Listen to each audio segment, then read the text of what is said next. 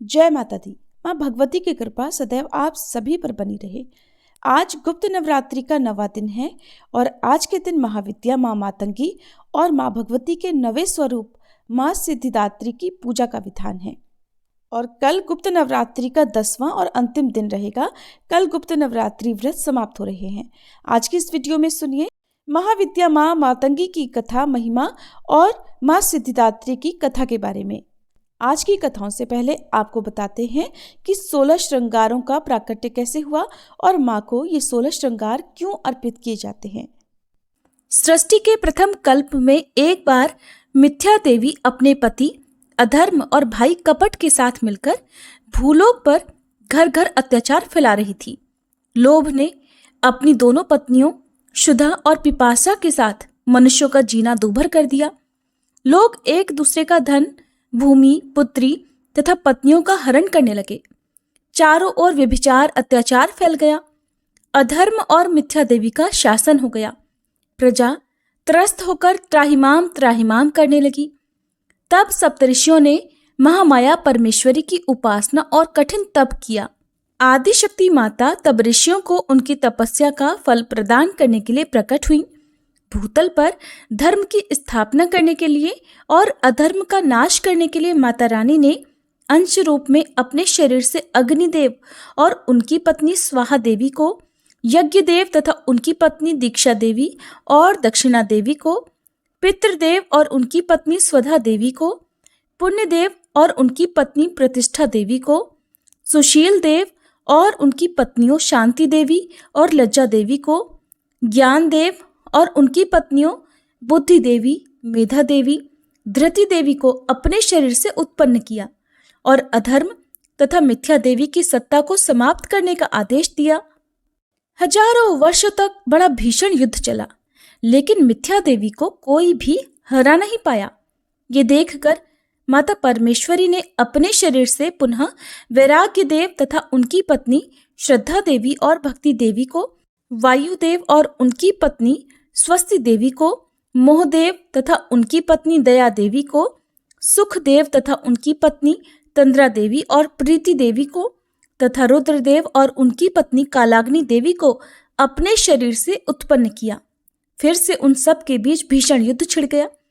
एक ही क्षण में रुद्रदेव और उनकी पत्नी कालाग्नि देवी ने मिथ्या देवी तथा अधर्म और कपट को तथा उनके सभी साथियों को बंदी बना लिया। 1000 वर्षों तक बंदी गृह में मिथ्या देवी पड़ी रही और उसी कारागार में रुद्रदेव और उनकी पत्नी कालाग्नि देवी की तपस्या में लीन रही। मिथ्या देवी की तपस्या से प्रसन्न होकर आखिरकार रुद्रदेव और माता कालाग्नि देवी प्रकट हुई और मिथ्या देवी को आशीर्वाद दिया। रुद्रदेव ने मिथ्या देवी को आशीर्वाद देते हुए कहा, हे मिथ्या देवी, सतयुग में तुम अदृश्य रहोगी, त्रेता युग में तुम सूक्ष्म रूप से रहोगी, द्वापर युग में तुम आधे शरीर से रहोगी और कलयुग में तुम संपूर्ण शरीर से रहोगी। कलयुग में ही सर्वत्र तुम्हारा शासन होगा। तब माता कालाग्नि देवी ने मिथ्या देवी को आशीर्वाद स्वरूप कहा, हे मिथ्या देवी, हमारे शरीर के 16 श्रृंगारों का अंश रूप से धरती पर अवतरण हुआ है। तुम उनके पास कभी मत जाना, नहीं तो तुम वहीं पर भस्म हो जाओगी। देवी की बात सुनकर मिथ्या देवी ने हाथ जोड़कर पूछा, माते, आपके 16 श्रृंगार अंश रूप से कहाँ कहाँ पर है, कृपया बताइए।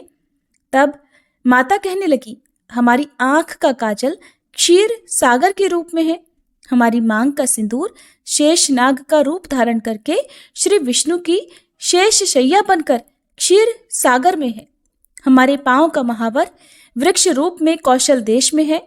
जब श्री विष्णु का राम रूप में अवतार होगा, तब मेरे भक्त कच्छप का केवट रूप में जन्म होगा।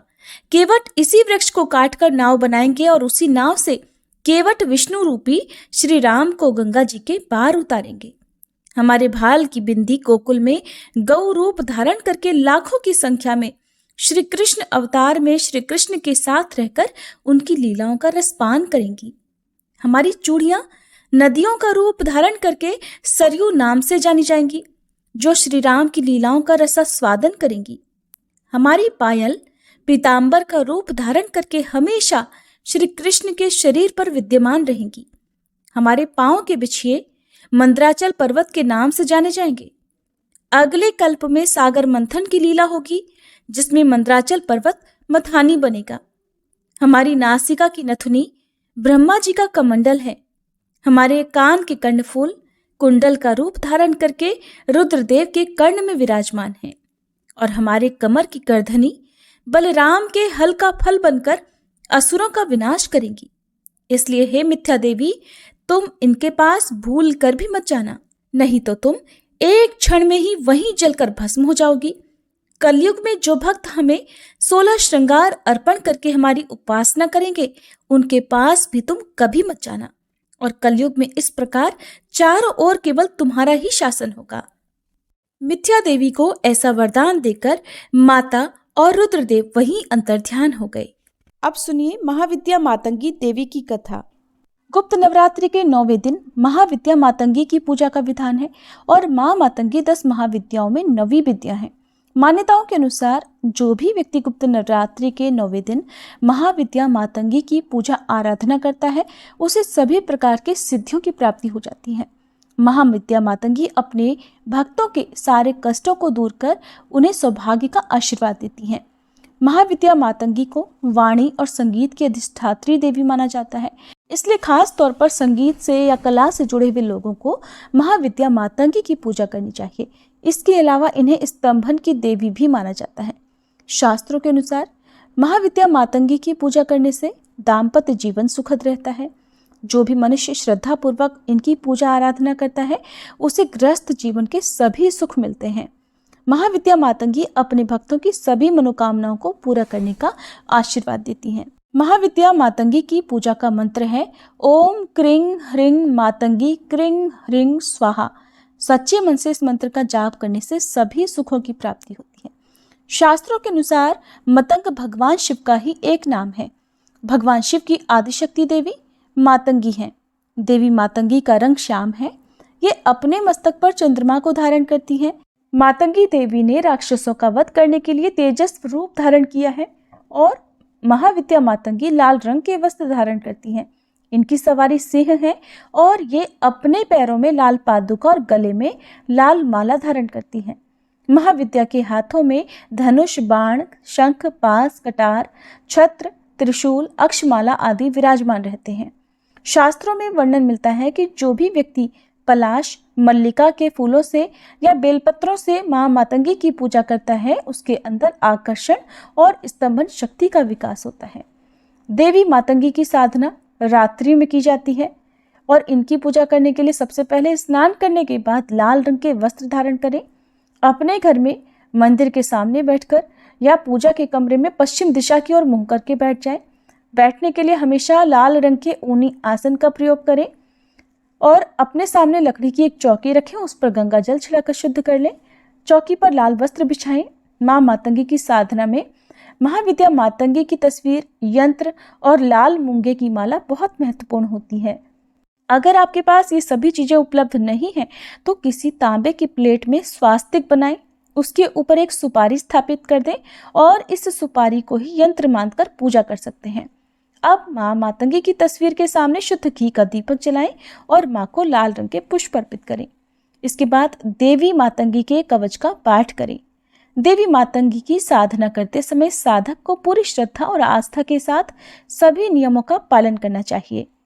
इस प्रकार सच्चे मन से की गई पूजा से मनुष्य के जीवन से दरिद्रता दूर हो जाती है, दुर्भाग्य सौभाग्य में बदल जाता है और कभी धन की कमी का सामना नहीं करना पड़ता। भक्तों की जैसी मनोकामना हो, वो मनोकामना पूरी हो जाती है। सबसे विशेष बात कि महाविद्या मातंगी को जूठन का प्रसाद अर्पित किया जाता है, जूठा भोग लगाया जाता है। एकमात्र महाविद्या मातंगी देवी ही ऐसी देवी हैं जिन्हें जूठा प्रसाद अर्पित किया जाता है। इस बात का ध्यान रखें। आप जो भी माँ को चाय फल का, मिठाई का, सात्विक भोजन का, फलाहार का भोग लगा रहे हैं, उसे आप किसी भी छोटी कन्या को पहले खिला दें। छोटी कन्या आसपास ना हो तो किसी सुहागिन महिला को आप खिला दें और या फिर आप गौमाता को खिला दें और उसके बाद आप मातंगी देवी को ये भोग प्रसाद अर्पित करें। पौराणिक कथा के अनुसार मतंग ऋषि की पुत्री है माता मातंगी। एक बार भगवान विष्णु और उनकी पत्नी लक्ष्मी जी भगवान शिव तथा पार्वती जी से मिलने के लिए उनके निवास स्थान कैलाश शिखर पर गए। भगवान विष्णु अपने साथ कुछ खाने की सामग्री भी लेकर गए और शिव जी को उन्होंने वह सामग्री भेंट कर दी।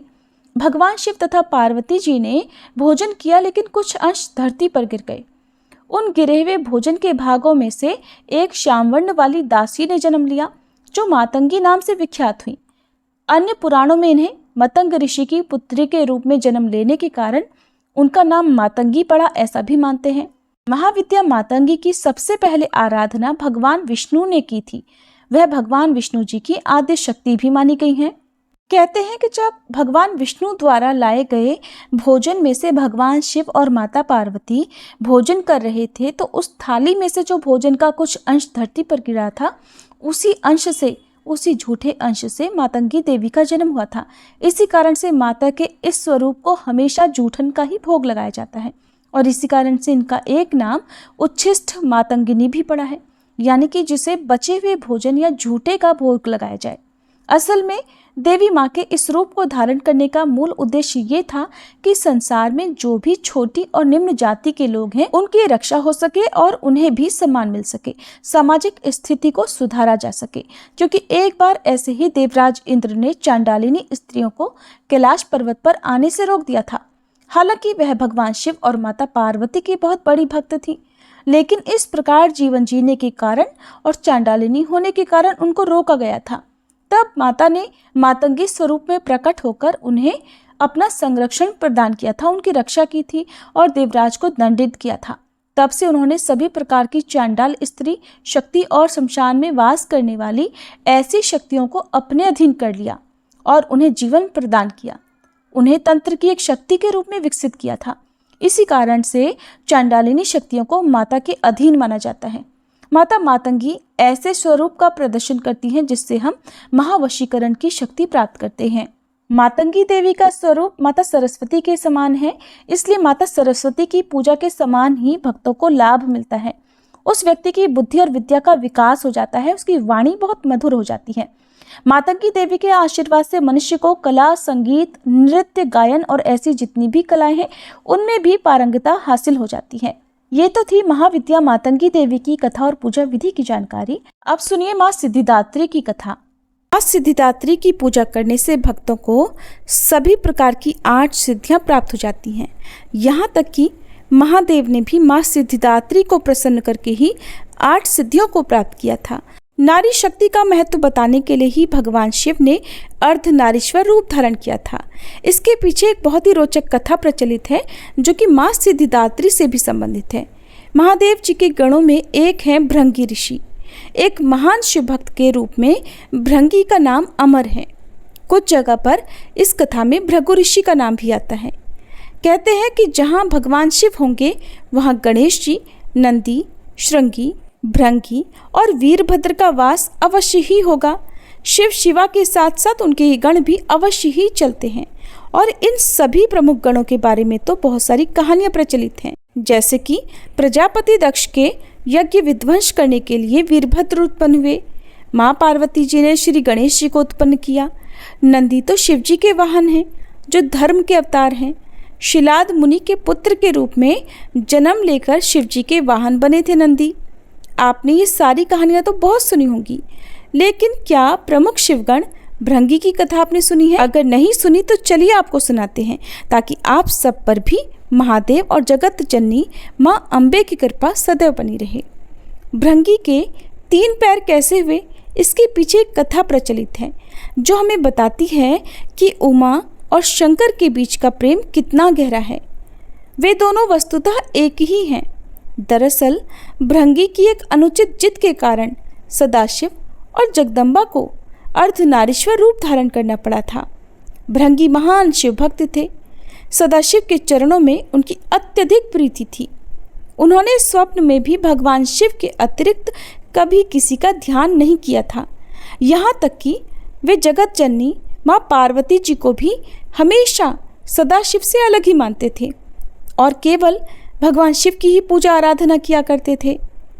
शिवस्य चरणम केवलम के भाव में वे हमेशा रहते। उनकी बुद्धि ये स्वीकार ही नहीं कर पाती थी कि शिवजी और पार्वती जी में कोई भेद नहीं है, वे एक ही हैं। एक बार सदाशिव के परम भक्त भृंगी ऋषि कैलाश पर अपने आराध्य की परिक्रमा करने पहुंचे। हमेशा की तरह महादेव की बाईं जंघा पर आदि शक्ति जगदम्बा विराजमान थी। महादेव समाधि में लीन थे और माँ जगदम्बा चैतन्य थी। जगदम्बा जी के नेत्र खुले हुए थे। भृंगी आए तो थे शिवजी की परिक्रमा करने, परंतु शिवजी तो ध्यान मगन थे। शिव प्रेम में भृंगी मतवाले हो रहे थे और वह सिर्फ शिवजी की ही परिक्रमा करना चाहते थे, क्योंकि ब्रह्मचर्य की उनकी परिभाषा कुछ अलग थी। पर क्या करें, पार्वती जी तो शिवजी के वामांग में विराजमान हैं और भृंगी अपना उतावलापन रोक ही नहीं पाए। साहस इतना बढ़ गया कि उन्होंने जगदम्बा देवी से ही अनुरोध कर दिया कि वह शिवजी से अलग होकर बैठे ताकि वे शिवजी की परिक्रमा कर सकें। देवी जगदम्बा समझ गई कि ये है तो तपस्वी, लेकिन इसे अभी तक ज्ञान नहीं हुआ है। अब तक इसे केवल अधूरा ज्ञान ही प्राप्त हुआ है। इसलिए भृंगी के अनुग्रह को देवी जगदम्बा ने अनसुना कर दिया। भृंगी तो हट में थे, कुछ भी सुनने समझने को तैयार ही नहीं थे। उन्हें तो केवल सदाशिव की ही परिक्रमा करनी थी। तो वे फिर से देवी पार्वती जी से कहने लगे कि देवी, आप कुछ क्षण के लिए ही हट जाएं ताकि मैं भगवान शिव की परिक्रमा कर सकूं। माँ पार्वती जी ने इस पर आपत्ति जताई और कहा कि इस तरह की अनुचित बातें बंद करो। जगदम्बा महादेव जी की शक्ति हैं, वह सदाशिव से पृथक होने को भला कैसे तैयार होती। माता ने भृंगी को कई तरह से समझाया, प्रकृति और पुरुष के संबंधों की व्याख्या तक की, वेदों का उदाहरण दिया, परंतु भृंगी भी वैसे ही हठी थे, किसी बात को मानने को तैयार ही नहीं थे। अब हठी की बुद्धि तो वैसे भी आधी हो जाती है। माता द्वारा दिए गए ज्ञान उपदेश उनके विवेक में उतरे ही नहीं। उनकी बुद्धि सृष्टि के इस रहस्य को समझने के लिए तैयार ही नहीं हुई। उन्होंने तो केवल शिव जी की ही परिक्रमा करने की ठान रखी थी। माता ने सोचा, इस अज्ञानी को कुछ भी समझाने का कोई लाभ ही नहीं है, इसे अनदेखा ही कर देना चाहिए। और इस प्रकार बार बार आग्रह और हठ करने के बाद भी माँ जगदम्बा शिव जी से अलग नहीं हुई। इधर भृंगी ने भी जिद ठान रखी थी। अपने मन की करने की उन्होंने एक योजना बना ली। उन्होंने देखा कि देवी जगदम्बा तो भगवान शिव के वामांग से हटने को तैयार ही नहीं है। तब भृंगी ने एक सर्प का रूप धारण कर लिया और शिव जी की परिक्रमा करने लगे। सरकते हुए वे जगदम्बा और महादेव जी के बीच से निकलने का प्रयास करने लगे। उनकी इस धृष्टता का परिणाम ये हुआ कि शिव जी की समाधि भंग हो गई। उन्होंने समझ लिया कि ये मूर्ख जगदम्बा को मेरे वाम अंग पर देखकर विचलित है और वह दोनों में भेद कर रहा है। तब इसे सांकेतिक रूप से समझाने के लिए शिव जी ने तत्काल ही अर्धनारीश्वर रूप धारण कर लिया। देवी जगदम्बा, जो अब तक प्रभु के वाम अंग में विराजमान थी, साक्षात दिखाई दे रही थी। अब जगदम्बा उन्हीं में विलीन हो गई थी। भगवान शिव दाहिने भाग से पुरुष रूप में और बाएं भाग में स्त्री रूप से अब दिखाई देने लगे। अब तो भृंगी की योजना पर पानी फिरने लगा। हठी का हट तो भगवान से भी ऊपर जाने लगता है। भृंगी ने इतना सब कुछ देख लिया, लेकिन इतने पर भी हिम्मत नहीं हारी, अपनी हट नहीं छोड़ी। उन्होंने तो बस शिवजी की ही परिक्रमा करनी थी। अपनी जिद पूरी करने के लिए उन्होंने सोचा कि एक बार और प्रयास करके देखा जाए। तो उन्होंने अब की बार भी हिम्मत नहीं हारी और अपनी जिद पूरी करने के लिए एक मूर्खतापूर्ण प्रयास किया। अब की बार भृंगी ने एक चूहे का रूप धारण कर लिया। चूहे के रूप में प्रभु के अर्धनारीश्वर रूप को ही कुतर कुतर कर वे एक दूसरे से अलग करने की कोशिश में जुट गए। अब तो ये अति हो गई थी। शिव भक्त भृंगी की धृष्टता को लगातार सहन करती आ रही जगदम्बा देवी का धैर्य अब खत्म हो गया। उन्होंने भृंगी को श्राप दे दिया, हे भृंगी, तू सृष्टि के आदि नियमों का उल्लंघन कर रहा है। यदि तू मात्र शक्ति का सम्मान करने में अपनी हट समझता है तो अभी इसी समय तेरे शरीर से तेरी माता का अंश अलग हो जाएगा। ये श्राप सुनकर स्वयं महादेव भी व्याकुल हो गए। भृंगी की बुद्धि तो भले ही हार गई थी, पर महादेव जानते थे कि इस श्राप का मतलब कितना गंभीर है। शरीर विज्ञान की तंत्रोक्त व्याख्या के अनुसार इंसान के शरीर में अस्थियां और पेशियां पिता से मिलती हैं, जबकि रक्त और मांस माता के अंश से प्राप्त होता है। फिर क्या था, भृंगी की तो दुर्गति हो गई और उनके शरीर से तत्काल रक्त और मांस अलग हो गया। अब उनके शरीर में केवल हड्डियां और मांसपेशियां ही बची रह गई।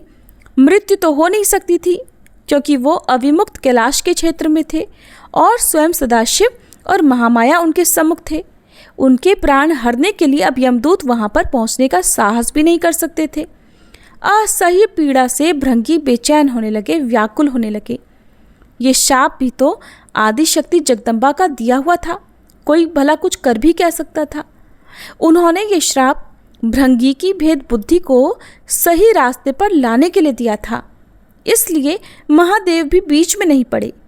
और इस शाप का लाभ ये हुआ कि भृंगी असहनीय पीड़ा में पड़कर समझ गए कि पितृशक्ति किसी भी सूरत में मातृशक्ति से परे नहीं है। माता और पिता मिलकर ही इस शरीर का निर्माण करते हैं, इसलिए दोनों ही पूज्य हैं। इसके बाद भृंगी ने असह्य पीड़ा में तपते हुए जगदम्बा की अभ्यर्थना की। माता तो माता होती हैं, उन्होंने तुरंत उन पर कृपा की और उनकी पीड़ा दूर कर दी। माँ जगदम्बा ने अपना शाप वापस लेने का उपक्रम शुरू किया, लेकिन धन्य थे भक्त भृंगी, उन्होंने माता को शाप वापस लेने से रोक दिया। भृंगी ने हाथ जोड़कर कहा, माता, मेरी पीड़ा दूर करके आपने मेरे ऊपर बड़ी कृपा की, परंतु मुझे अब इसी स्वरूप में रहने दीजिए। मेरा यह स्वरूप संसार के लिए एक उदाहरण होगा। इस सृष्टि में फिर से कोई मेरी तरह भ्रम का शिकार होकर माता और पिता को एक दूसरे से अलग समझने की भूल कभी नहीं करेगा। मैंने इतना अपराध किया माता, फिर भी आपने मेरे ऊपर कृपा की। अब मैं एक जीवंत उदाहरण बनकर सदैव आपके आसपास ही रहूँगा। भक्त भृंगी की यह बात सुनकर महादेव और देवी जगदम्बा दोनों प्रसन्न हो गए। अर्धनारीश्वर स्वरूप धारण किए हुए माँ जगदम्बा और पिता महादेव ने तुरंत भृंगी को अपने गणों में प्रमुख स्थान दे दिया। भृंगी चलने फिरने में समर्थ हो सके, इसीलिए उन्हें तीसरा पैर भी दे दिया और तीसरे पैर से वह अपने भार को संभालकर भगवान शिव और देवी पार्वती जी के साथ साथ चलते हैं। अर्धनारीश्वर भगवान शिव ने कहा, हे भृंगी, अब से तुम सदा हमारे साथ रहोगे। तुम्हारी उपस्थिति इस जगत के लिए एक संदेश होगी कि हर जीव में जितना अंश पुरुष है उतनी ही अंश नारी भी है। नारी और पुरुष में भेद करने वाले की गति तुम्हारे जैसी हो जाती है। पुरुष और स्त्री मिलकर संसार को आगे बढ़ाएं, दोनों बराबर अंश के योगी हैं। यही सिद्ध करने के लिए मैंने अर्धनारीश्वर रूप धरा है।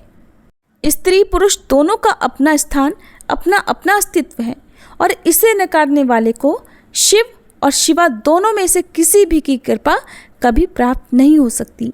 और जो भी शिव शिवा में भेद करेगा वह मृत्युलोक में सदा शिव शिवा की कृपा के लिए तरसता ही विदा हो जाएगा। भृंगी को फिर वो पद प्राप्त हुआ जिसे प्राप्त करने के लिए इंद्र आदि देवता भी तरसते रहते हैं, लालयित रहते हैं। सभी प्रेम से बोलिए अर्धनारीश्वर भगवान की जय, माँ सिद्धिदात्री की जय। जय अम्बे गौरी मैया, जय श्यामा गौरी, तुमको निश दिन ध्यावत, मैया जी को सब दिन मनावत, हरि ब्रह्मा शिवरी। जय अम्बे गौरी, मांग सिंदूर विराजत, टीको मृग मद को, मैया टीको मृग मद को, उज्ज्वल से दो नैना, निर्मल से दो नैना, चंद्र वदननी को। जय अम्बे गौरी, कनक समान कलेवर, रक्तांबर राजे, मैया रक्तांबर राजे, रक्त पुष्प गलमाला, लाल पुष्प गलमाला, कंठन पर साजे। जय अम्बे गौरी, के हरिवाहन राजत खड्ग खपरधारी, मैया खड्ग खपरधारी।